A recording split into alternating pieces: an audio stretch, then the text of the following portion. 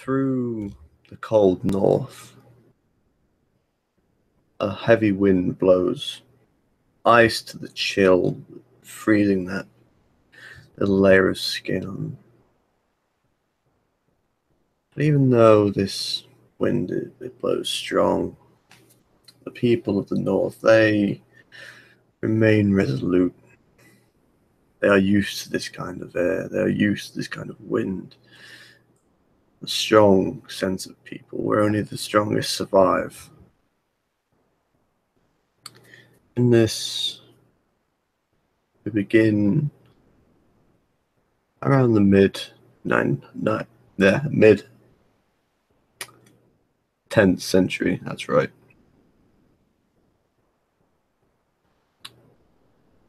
A small group, a pack almost, you could say, of gangrel wander the forests, the woods, claiming that territory as their own, like they have done for so many years and so many more years to come. So much so that the surrounding villages, tribes almost, have taken note of this. Almost a part of their superstition, to say the least. What odd things go on in these woods, nobody truly knows. Nobody, not even the gangrel, deeper into the thick, the woodland realms. And so's a man walks past the carvings, past the trees, markings, deeper into the wood, just before the final sun begins to walk. Every footstep gaining heavier and heavier as the mist begins to grow thicker around his ankles. A dark humming glow as the moon finally rises, reflecting off surface to surface. Continues to walk deeper and deeper. Nothing more than silence. Eerie chill of that mist still grasping that whatever hair remains on his legs. Chill down his spine, to say the least. And yet he just keeps walking. And it is with this, back in the woods, the thinner parts of the woods, more well-aired parts, the parts that gangrel call their own. One of the newest members of this small tribe, pack, whatever they want to call themselves, organization of sorts. Ulrich, you awaken.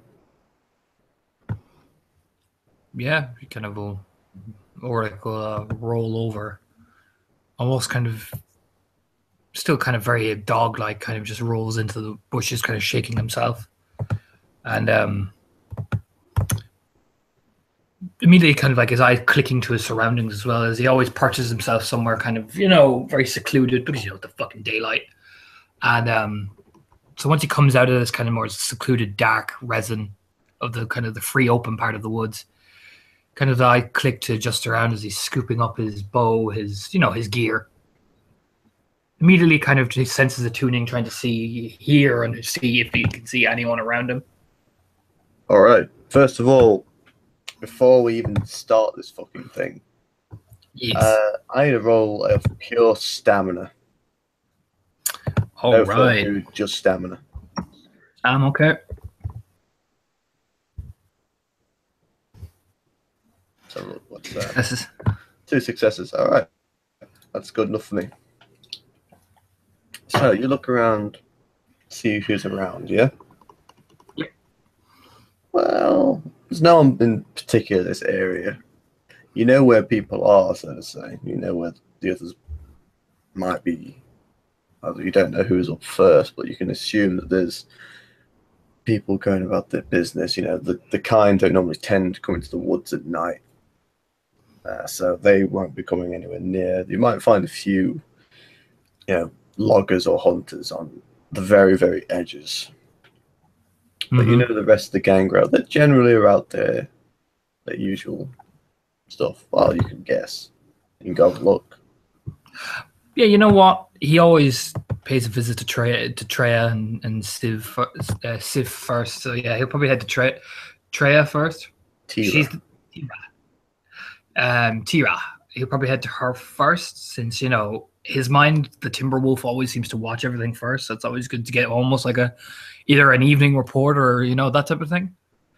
It's good to be aware of what you're seeing. All right. Good stuff. So you begin to make your way through the woods. You're still not totally accustomed to these paths, but you know your way around well enough. It's a bit of a walk, a bit of a trek. Are you going to do anything on your way there? I will. You know what? I will chance a feed and see if I can find an animal to fucking feed off of. Do you know what I mean? Keep the blood going. Don't want to be fucking frenzying around here. All right, let's see. So I'm going to say you can find an animal because, well, it ain't that fucking hard. Yes. And plus you have animalism, so bollocks to it. You can find an animal. Yeah. I will coax up an animalism and then I'll eat it. But what I'll do, because to be honest, we all know what flaw he has, and yeah, he doesn't actually have to worry about covering it or covering. He just kind of let the fucking thing scream in the woods.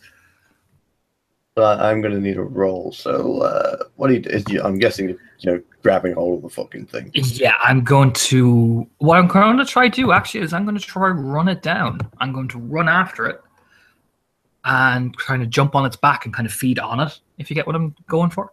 Yeah. Dex roll then. Dex roll. Oakley dokily.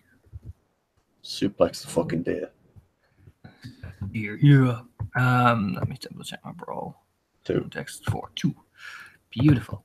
So it's 6 dice, not 5. Yeah. Suplex the shit out of that thing. 4 successes. Oh, what happens? So yeah, I'm imagining it's kind of like a buck, so it probably will catch Ulrich, and he'll deliberately make himself known as well. He's not trying to stealth this thing. So it starts to run, and Ulrich hurls after it. Fangs click open as he's sprinting, using that kind of vampiric edge to him. Uses his foot to kick off one of the trees and just literally pounce on it, letting his serrated fangs just sink into the back of it, right in that sweet, juicy bit of the spine. Letting that kind of blood and all that rush up to him as he will drain it till it just collapses. All right. So yeah, you jump on it. It begins to kick. It begins to wail. Like, I don't know how fucking deer sound like, something like that. Anyway, it's fucking awful. As far as I know, it's a fucking awful sound. Yeah, like some weird moaning or some shit. Anyway, it kicks. It fights back. Throwing its head back, trying to get those those bit of antlers in, trying to stick you with them. It just can't manage to reach, and eventually it collapses. And you get, let's see, how many success? 1, 2, 3, 4. 4 blood points pretty easily. So I'm assuming this thing is dead, yeah? Oh, yeah, it's dead or fading. First thing Ulrich would do is he licks his lips and kind of looking at the picture I have, that kind of panting, that primal panting, as what he will do is he'll quickly use that kind of little buck knife he carries, and he'll just quickly press the blade in. So, there is no need to be cruel in this. This is for pure survival. So he kind of presses in and finishes the deer. May I make a dex survival to skin this thing and use the fur? Yep, of course. So it would be dex. Would it be dex or wits? I'd say dex. Okay. That is 3 successes. Well, you can do it for sure. You skin the thing. Yeah. You get the skin. Okay. I'll skin the thing. Properly skin it. I'll skin the thing as well. And probably what I'll do is I'll clip off the antlers as well with the little hatchet thing as well. And what Ulrich will do then is he will say very quickly, almost in Norwegian, a prayer to the gods, thanking him for the hunt and thanking the animal, giving back to the forest. And the open meat stripped of its skin is a gift for the forest to return it to the earth. it's all very ritualistic. And then he'll start making his way with the new skin kind of wrapping around him. He will begin to make his way to Tira. All right. So you make your way. Pretty pleased with your hunt and your skinning. You come into a bit of the clearing of the forest, and you can see Tira. She's sat down on her usual perch, a kind of old tree stump that's kind of slanted on part of a hill. It's pretty high up.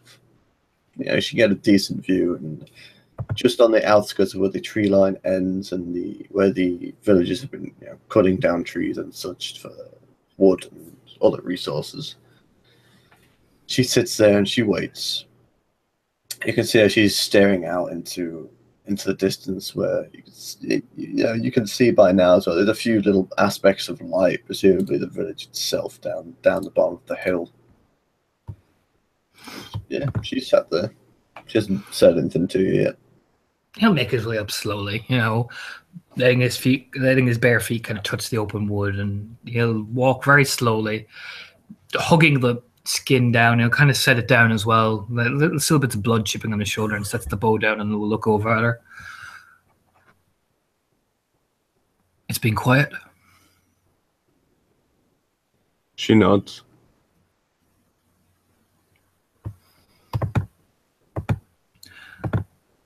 How quiet? She shrugs.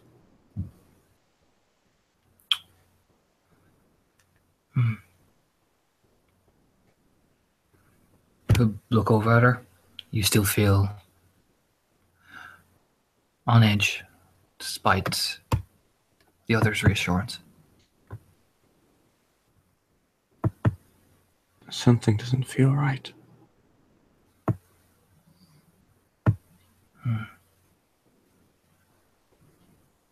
And not. Where do you think you feel it the most?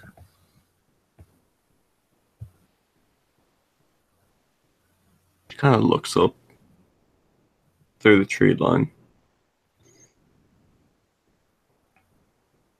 It doesn't make any sense.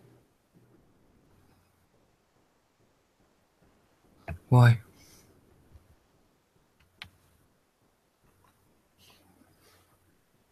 I don't know.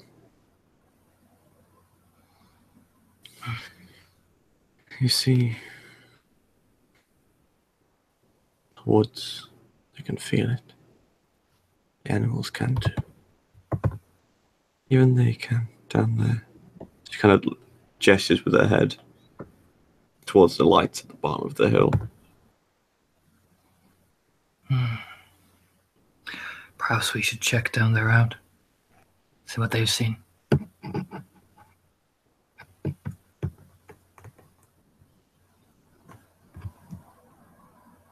You can do as you wish. This is my place. We'll look over at her, and what place would it be if we let it all go to ruin? She turns and looks at you.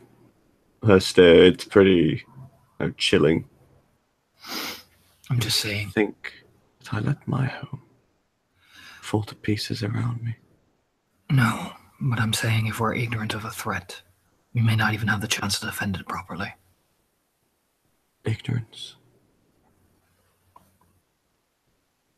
I'm not the one being ignorant. I'm the one trying to understand and listen to you. And understand this. Something is wrong. I don't know what it is. Everyone else seems to show they know what it is. But I don't.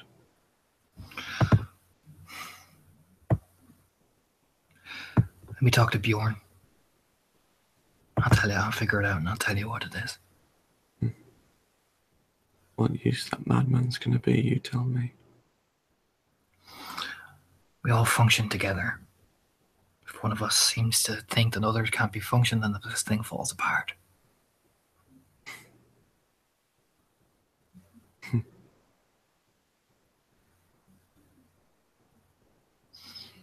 Do as you wish. He'll just nod. We'll kind of slide over the deer fur for when it gets colder.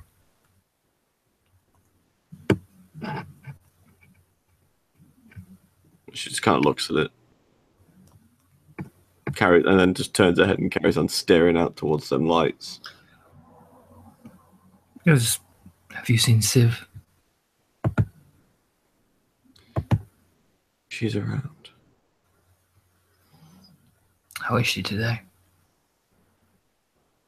Same as always.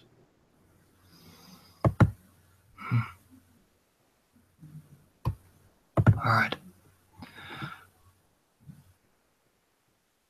I'll nod slowly. I'll speak to you later. I'll be here.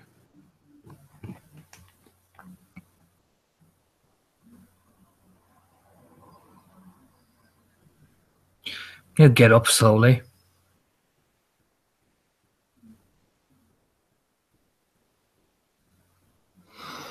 Begin to make his way off.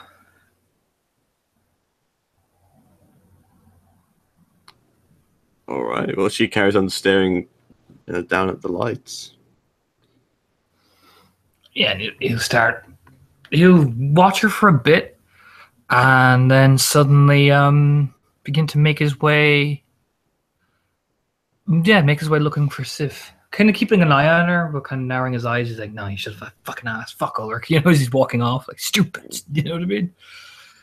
Oh, so, as you walk off and you keep an eye on her, she doesn't move at all. She's like a statue almost, just watching, waiting for something. And yeah, you run off and you're gonna try and find Sif. Yes. All right. So Sif, she's normally in the a bit thicker part of the woods. There's quite a large clearing. She sleeps in. She like a hollow tree of sorts. She goes underneath. I mean, you can find that pretty easily. You know where that is. Definitely what you want to do. Yep. Yep. Oh yeah, for sure. He'll make his way, and once he's approached her, he will make his way slowly, probably making himself a bit louder as well than he normally would with Tira, because he knows how fucking jumpy Sif is. All right. So yeah, you make your way through. You come to the perimeter of this clearing, and you can see she's in a normal, usual habitat. She's sat there on this, like, the roots of this tree, her legs crossed, and she's got a big, heavy fur around her, basically covering all of her part from her head. There's a variety of animals just running around in front of her. Like, there's a few rabbits and such, fox, dancing around. Two stags just, stood there. Sorry, a stag and a doe, I believe. I can't remember if that's correct, but yeah, they're it's kind of woodlandish. A few birds up in the trees and such. She's just kind of sat there, just watching them. Not really up to much. But as you come into the perimeter, you come out into the moonlight a bit more. She looks up and notices you. A bit of a smile on her face. He'll smile at her very gently, very slowly. Taking the time again, moving quite slowly. You give her that, the picture, that signature Ulrich smirk.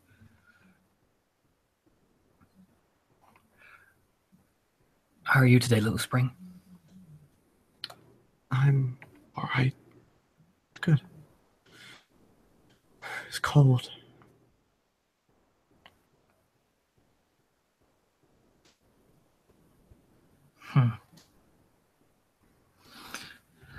Cold. Smile gently. Tira said it was getting colder.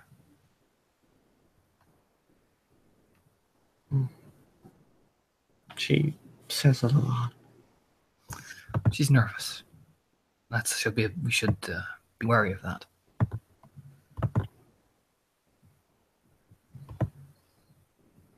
Yeah. They all seem to say it's getting colder too. Winter will come soon.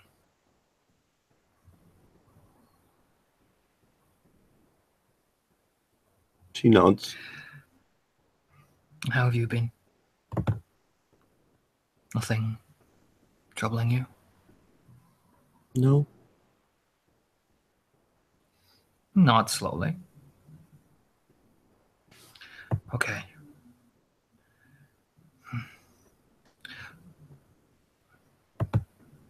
You kind of, nod. And how does she look posture-wise? Like I said, she's sat down, cross-legged from what you can tell. She's kind of hunched over a little bit, because she's got a big, thick fur all around her. So literally, all you can see is like a blob of fur and like her head poking out the top. Smile down at her. I think you may have wrapped yourself up too tight. Why? You're like one of those little foxes I see in the forest. Kind of just scrunches her face up at you. Smile down at her teasingly. How are you expecting to hunt if you can't barely move your feet?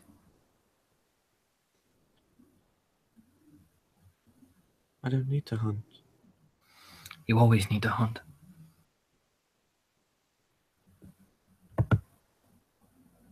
I don't need to hunt. Sif, we always need to hunt, one way or another.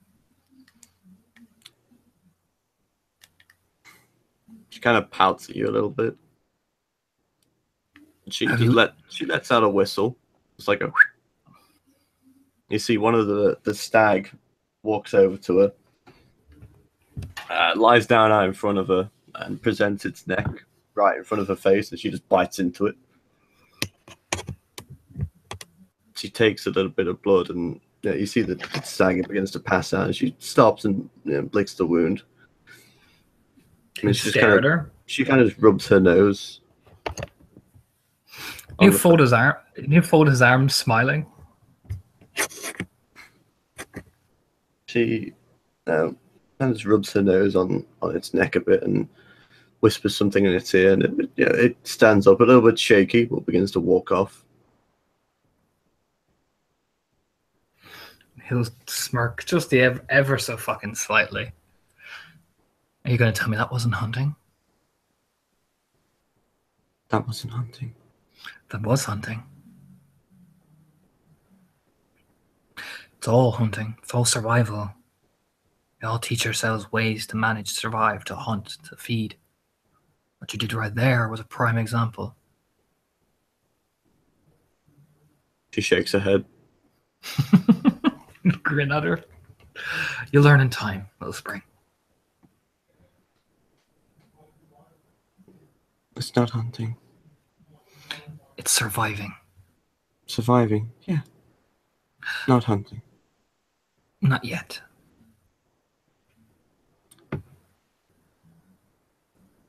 You see, that's the difference. You hunt and take, and then you give back, right? Mm-hmm. I don't. They give me what I need, and I give them what they need. One shouldn't rely on relying. One always must give. It's a simple exchange. It is. I'm not saying I don't give. But when you take is permanent. And that's why when you give back, what you give back is permanent. You give back to the forest, the soul of it. For we, from what my sire said, we're not of this world. We're just wanderers in it.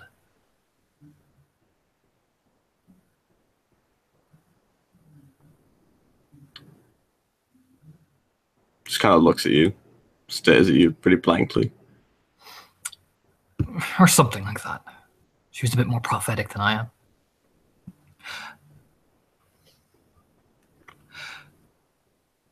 Now, do you want to go for a walk with you, find the others?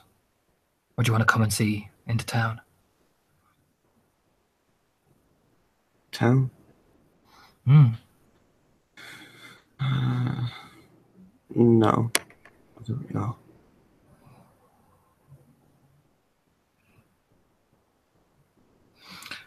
You need to learn a balance, Siv.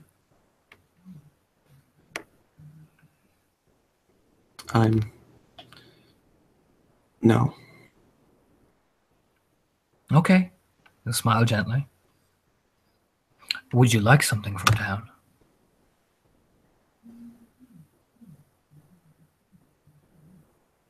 She kind of thinks for a minute.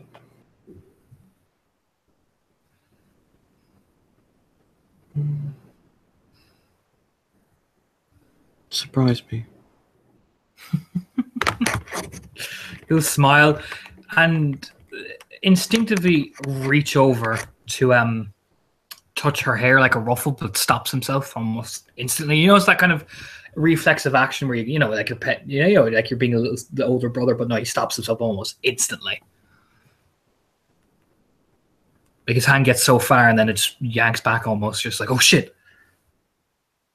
You know, you see probably what gives it away is, you know, you go to ruffle her hair and you see as soon as that hand is raised and begins to go closer, her eyes fixate on it.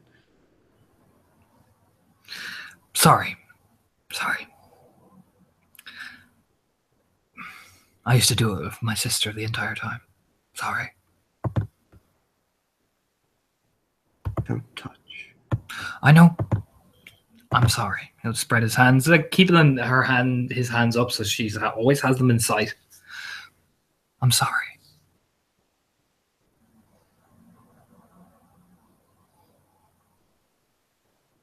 She just kind of looks down, pretty sad. What's wrong, Little Spring? Nothing. I'm a peony, that motherfucking sad, pouty stare, Tom. God damn it. Sadness, Tom. He's one, I think. Let me look at it. Let's see, does Ulrich have the God stat already? The God stat. Empathy? Yeah, it's one. Empathy's overrated, Tom. Empathy's overrated. 3 successes, though. Told you. Wait, does he have empathy? He does have empathy. Oh, empathy pussy. 1. I am sorry that I have a dot of trying to understand things, Tom. See, just remember Leon, alright? That's all you gotta do. Mm-hmm. No empathy, never fails an empathy roll. Fuck you. Anyway, yeah. I mean, I don't know how to contest this. She can't lie for shit. Yeah, there's something wrong, obviously. She's sad about something. You don't know what. Like, pretty damn sad. He'll smile very gently. You know, my father always said the things that we hide from ourselves and we don't tell others fester at us away for centuries.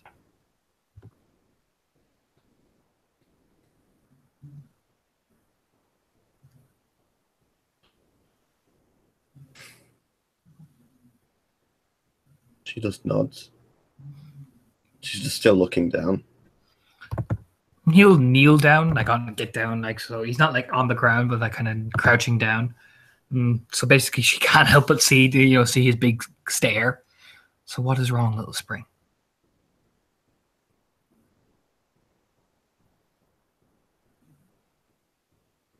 Don't be mad. I won't be mad.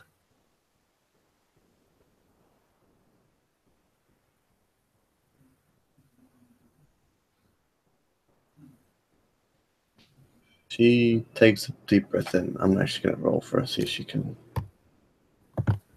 has the courage to do this.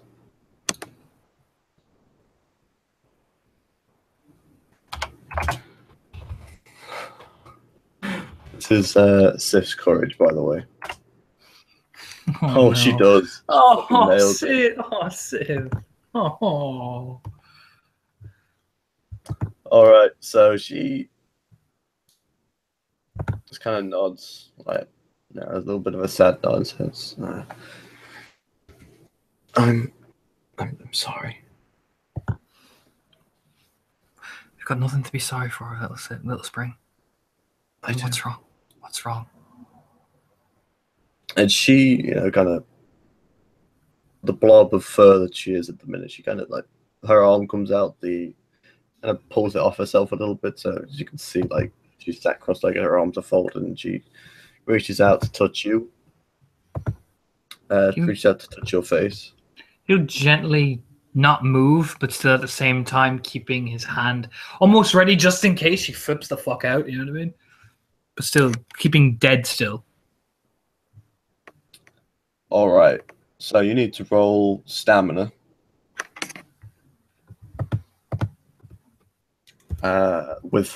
Sorry, just fortitude. Just fortitude. Oh fucking Christ! Okay. Yep. As far as I'm concerned, fortitude should be able to eat through this. One. I suck one. All right. So as she goes to, she touches you. A delicate little, basically flower that she is. I mean, she's so young at this point. The tiny hand, it touches your face, and you can feel that biting cold, almost like it's chilling as the wind as she touches your face. But it's not until her full hand kind of cups along the side of your jaw that you feel the cold, the biting cold. It turns into almost like a chilling rot, so to say. As your face, you can literally feel your face begin to burn and rot as as you look down, you can see almost like a blackness coming across the side of your face. She pulls away in a panic. Yeah, he'll kind of like hiss, you know. Yeah, she pulls away in a panic and she hisses to it, and you take one egg. Yeah, he reflectively he stares at his face, touches it.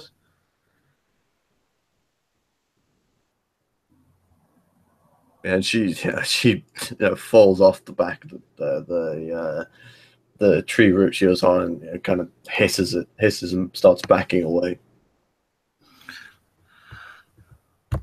Like, take that reflexive breath in. Ah.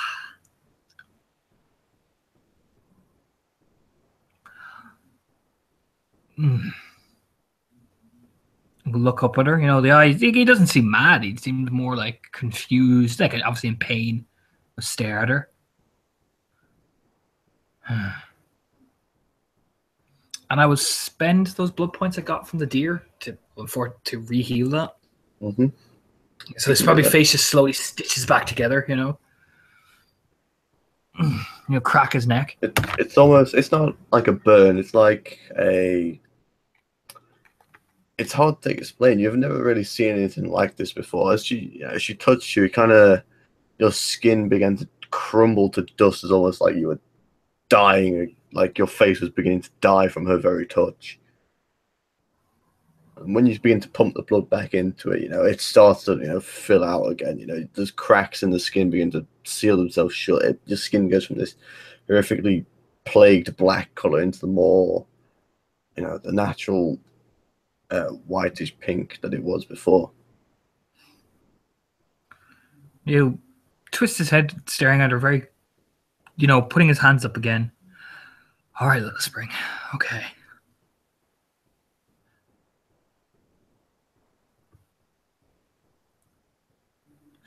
Okay. You can't see her right now. She went over the back of some roots, and you saw her scramble away a bit. Yeah, he'll immediately, almost like with an instinct, the eyes of the beast kick in as he'll slowly begin to follow. She's not running. She's just out of the way, out of the line of sight. Mm-hmm. You can see her, she's pulled the furs over herself, completely covering herself, and you're pretty sure she's crying under there.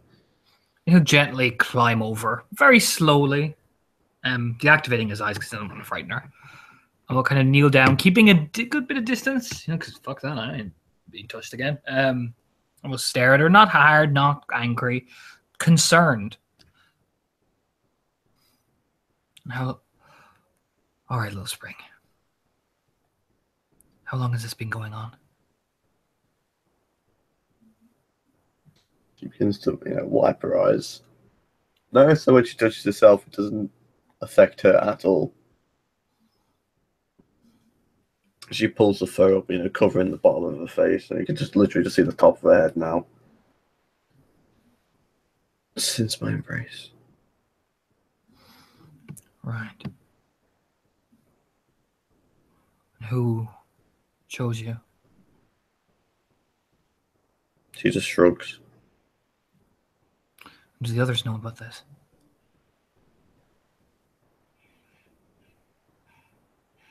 She nods.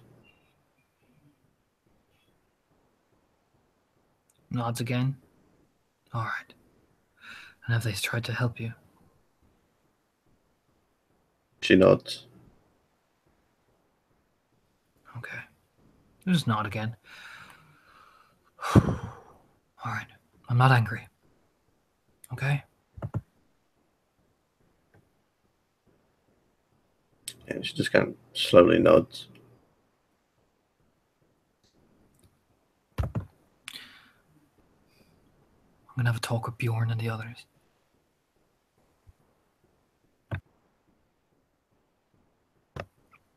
I'm gonna see what can be done to help. Okay? Nothing. We'll see. No, nothing can be done. You just nod. You stay safe, Little Spring, okay?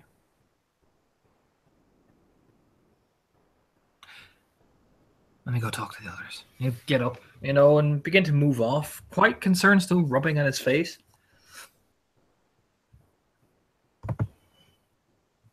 As he will immediately where to go as he's walking off. You know what? He's gonna head to Nara because he's the fucking witch lady because she knows about this shit. So he's moving quite quickly, running almost. Actually, yeah, fucking, he's running through the woods. All right, you're going to Nara. Yeah. So, Nara's she has a place similar to what Sif has. Kind of clearing in the woods, not as big as Sif. Obviously, it's just her, but it's a small clearing with a bit of a shelter on the top. What's the thing is that there's a path towards where she is from from what you know is the village itself. Was right through the woods, and obviously you've seen people walk this path to and from her quite a lot. And it's lit with a few torches and such. They flicker in the wind. You can see Nara; she's there,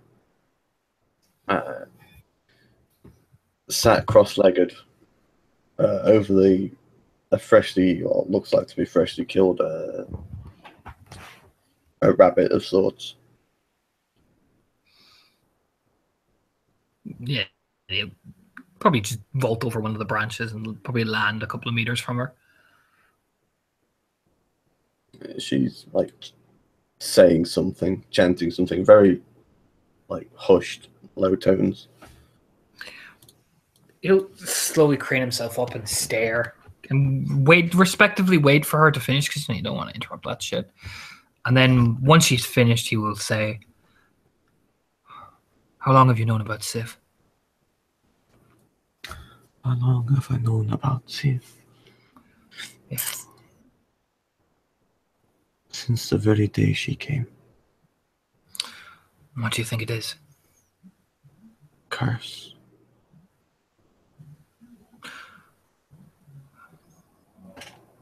Curse. We are all cursed. That is far different. Is it? I haven't seen nothing like that. You need to open your eyes, Ulrich.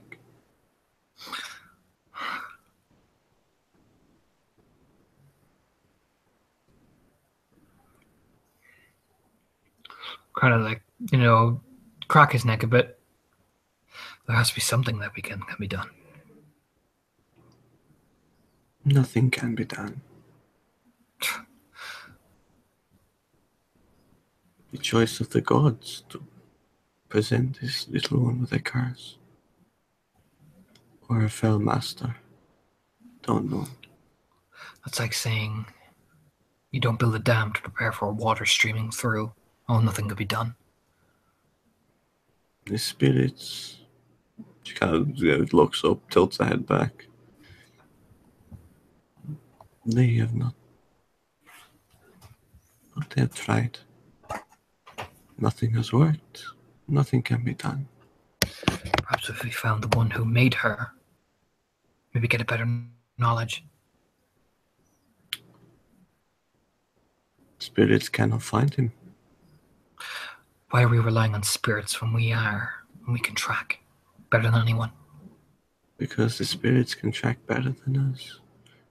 We don't know where he is. We don't know what he looks like. We don't know his smell. We don't know his scent. We don't know his footprint in the grass.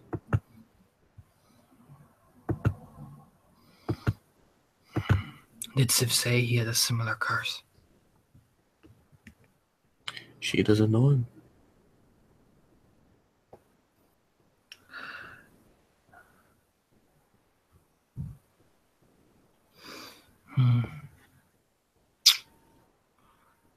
We just sit staring darkly out at the woods. And Tira, you think she's being hyper superstitious? See Nara, she picks up the rabbit.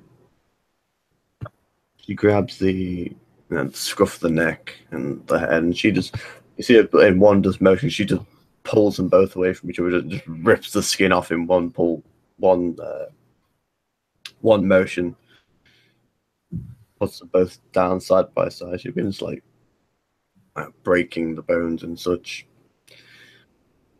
The spirits, they do not speak of these winds. It is natural. This is cold winter. That is all. Wolf knows when something is wrong. The wolf knows when something is wrong. A spirit doesn't change it. The spirit doesn't have animal instinct. The spirits have all the instinct. It is the spirits who provide the instinct. When the woods call, it is not the wood itself. She kind of bangs on a tree next to her. It is the spirit of the wood calling to us. And maybe she's seen something you've missed.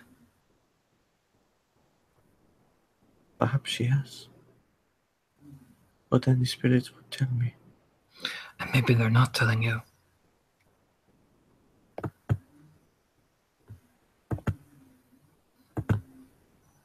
They will tell me when the need arises.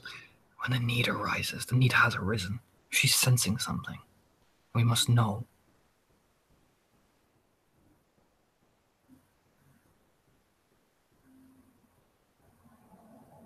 She reaches down beside the tree trunk that you can't see the left side. She pulls out another rabbit and just begins to do the same, checking it over, looking at it. Eventually, she again grabs at the same one hand with the head in one, with the back of the scruff of the neck, and just rips the skin off in one.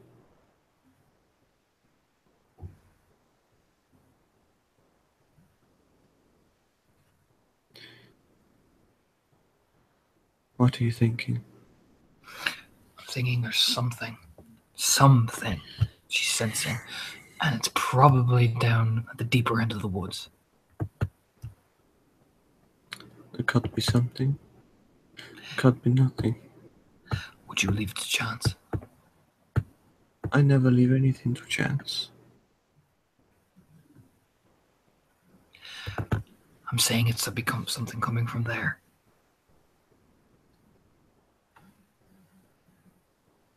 And are you going to cross the border?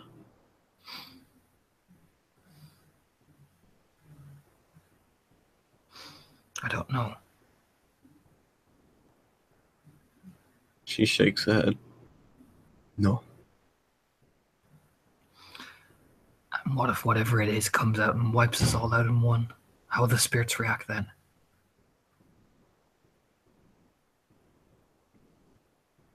I seem to think there's something out there. A beast. I know when a wolf is on edge. They don't go on edge for any reason.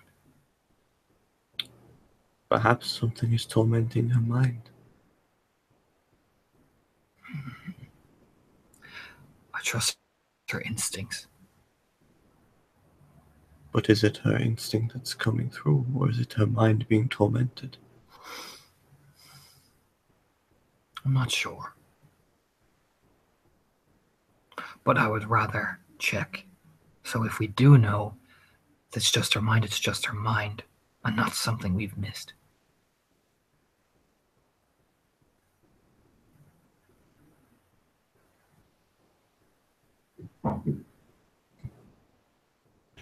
You think a lot. Hunter has to. This is the scariest thing. Because a man who thinks, everything he imagines becomes real. He stiffens and I mean, he puffs his chest up and everything. Like there's a little low grumble from him. Are you saying now I'm imagining things?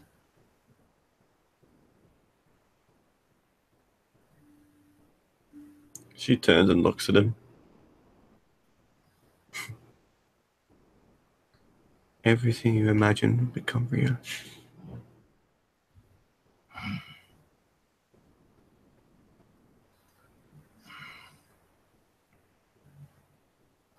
So why does Sigrun leave those markings there then? Because she imagines something will happen, or is she thinking?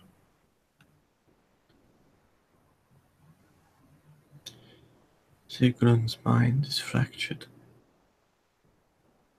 much like most of ours is. We are lost, finding home here. Peace.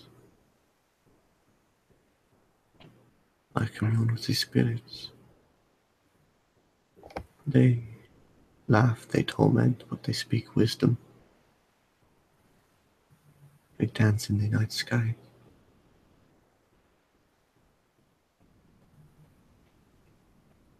Sigrun leaves the markings. A trail. Proclaiming this is our territory. Surely you should know this.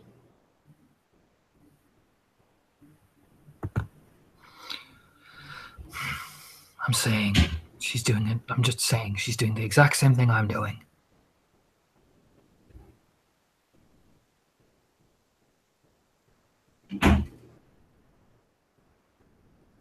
Maybe. And then we will have double the problem.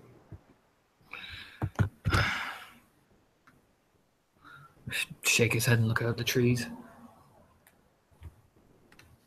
If you think something is coming, Ulrich, it will come. If you think nothing is coming, it will never come. And what attitude is that to take? It's the attitude of creation.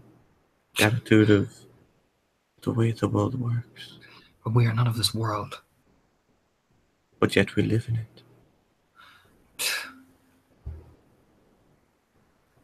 That's like saying, prepare for a storm, but not really. Let it pass and wash over you. That is the attitude of weakness. No. It is let the storm come. What you are, you shall resolve. If it beats you, you are weak. If you remain strong, without changing a thing, you are the strongest. When the storm passes in its wake and all that is left is yourself, then you have proven yourself. So hiding in the woods, waiting. You think you take my words wrong. I am not hiding. It looks like it. He'll start walking off. Only because you imagine it. Yeah, he'll start walking into the town, probably going to check with Saskia. You know, do the rounds, basically, see how the townsfolk are doing. You know, Ulrich's been a routine. All right, okay. So you make your way into the town, following the path that links to what's her name, Nara's little hut, I guess. So it's a bit of a walk. It's quite far away. And I mean, do you normally have a place for her to meet with you? It's usually right at the edge by probably just down by the stream where people wash their clothes. He usually meets her at the edge of there. All right, so yeah, you make your way down there. It's still pretty early in the night. You can see the flicker of light. Like there's someone there. And eventually, when you get closer, you can see, she is there. She's not washing her clothes or anything. She's just kind of sat waiting for something, almost like she knows you're going to be coming here. Yeah, he'll appear probably just out the tree line, just appears, wiping that if there's any like smear blood on his face or anything. But like what? You basically see him sitting down, kind of running his hand through the water and just washing his arms and all that.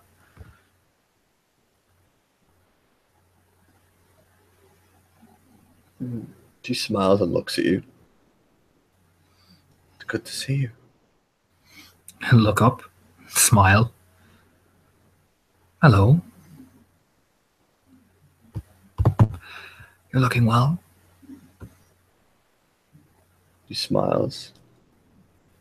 And you too. How is everything being? Everything is going well. The hunt is prosperous. The farm's bountiful.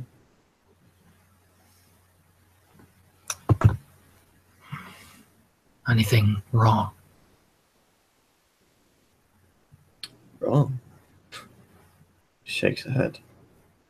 Nothing other than families bickering.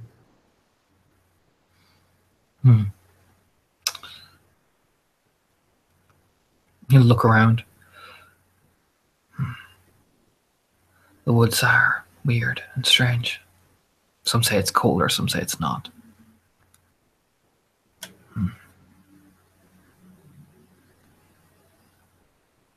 Is something wrong? Just a hunch. Smile gently. Some of the others, they always get on edge. Winter comes, and everyone's on. It's just a predator's edge, Saskia. She nods.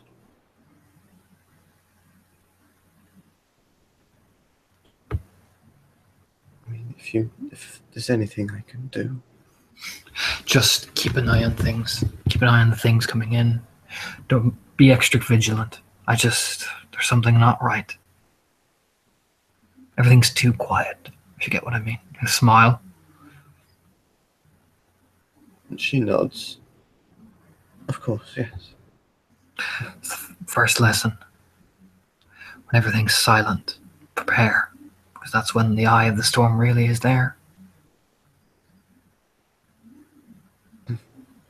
Just like my father says. He'll nod. Are you hungry? Hungry?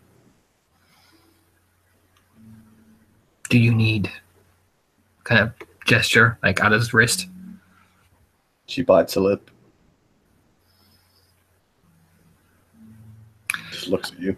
Are you actually hungry or are you just wanting more? I'm hungry.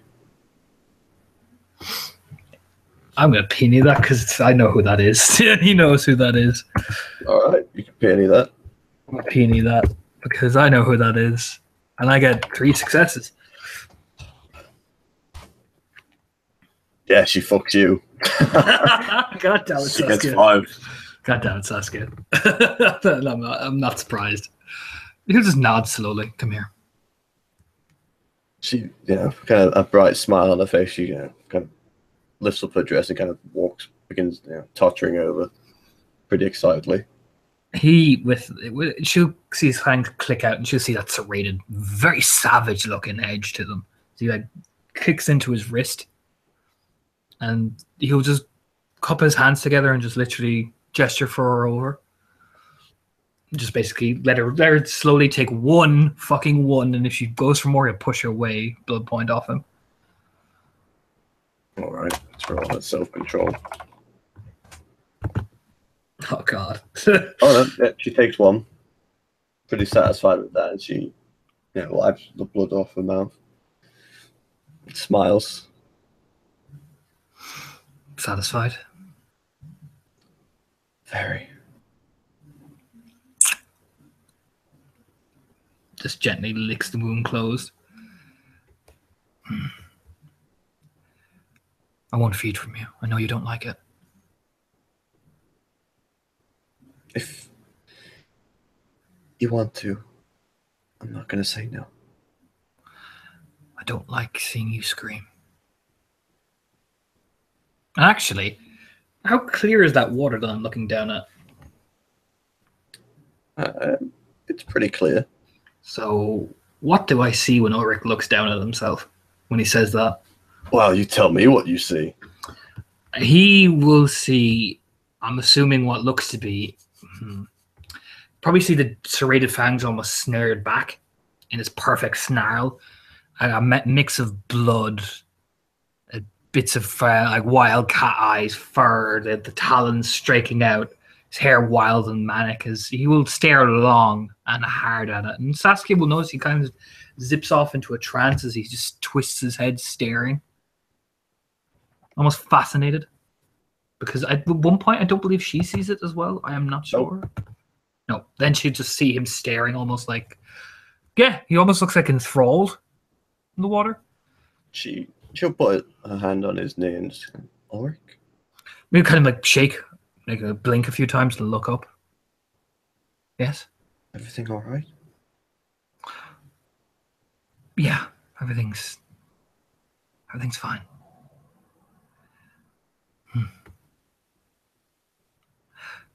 Answer me this one question, Saskia. What would you do if you could see the worst reflection of yourself in something? When you look at something, you see everything that you are and the thing that digs away inside you. What do you do if you could see that? What do I do? Do you stare? Do you smile? Do you reach out?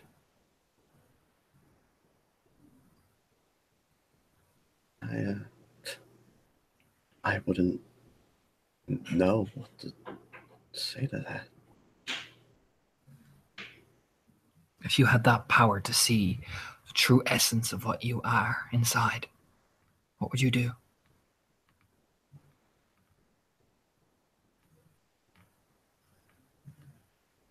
Stare. A peony that too. He's searching. Only fucking one success. She's not lying. You nodded, seeming almost satisfied with that. Good. Come in deeper to the woods. I don't like hearing you scream. She nods and begins to follow you. And he'll take 2 blood points off her. Probably have to cover her mouth as well, because that flaw is fucking violent. And he'll pull away, lick the wound very tenderly closed, and he will. It's really adorable. He will apologize profusely, like several times. Yeah, she reiterates, it's fine. All the usual stuff. She's now. I don't know how much Ulrich knows about ghouls, but she doesn't take the apology. She constantly reassures him it's fine. Yeah, and he'll kind of send her on his way, telling her to keep an eye on things, and we'll kind of give her kind of that squeeze of a hand, and seeming a bit more feeling better myself, we'll kind of head back, probably to sit off with Tira staring out of the village. All right. And as you make your way back, you find Tira's there. You sit with her and stare off into the village. She doesn't say anything.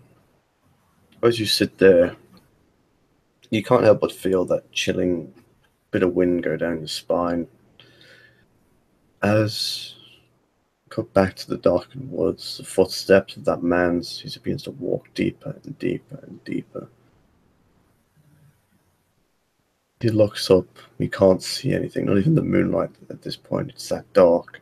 It's that thick.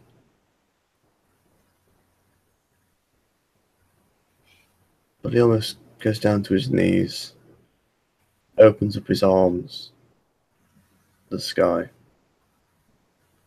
The pair of black, dark, red eyes begin to appear from the skyline of the trees, grabbing him by the top of the skull and wrenching him into the tops of the trees. The instant his screams are silenced. And it's there. The scene will come to an end.